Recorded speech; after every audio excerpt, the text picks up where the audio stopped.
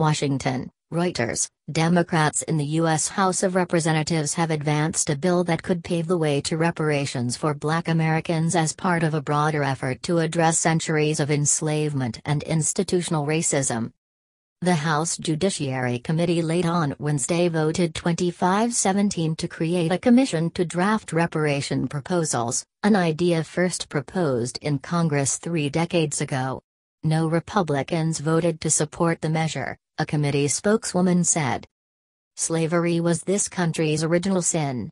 Our Constitution protected it and we continue to grapple with its effects today, Democratic Representative Steve Cohen, a senior committee member, tweeted late on Wednesday.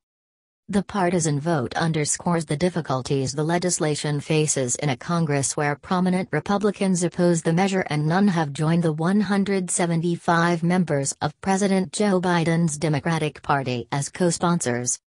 With Republicans expected to try to block the bill in the Senate, some Democrats already were weighing a new strategy.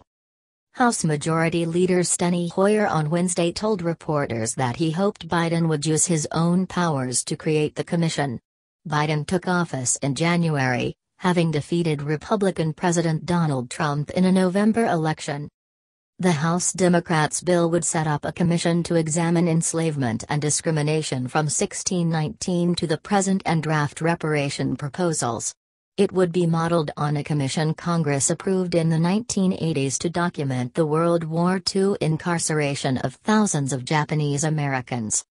This is not a cry for a handout.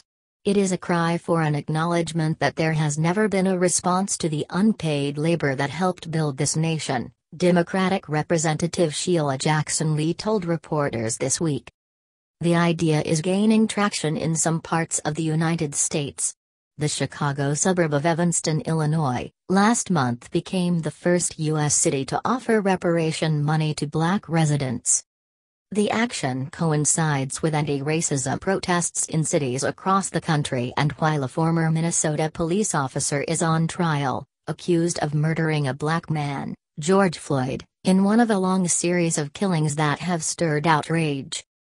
Even if the bill passes the Democratic-controlled House, where it would need a simple majority, it would face a higher hurdle in the Senate, where at least 10 Republicans and all 50 Democrats would have to support the bill for it to pass. When the measure was last debated in Congress in 2019, Senate Republican leader Mitch McConnell opposed it, saying at the time, "No one currently alive was responsible for enslaving Black people brought to America during centuries of slave trade." Toward the end of the U.S. Civil War in 1865, freed slaves were promised 40 acres of land and a mule, but the pledge was annulled following President Abraham Lincoln's assassination. Thursday is the 156th anniversary of his death.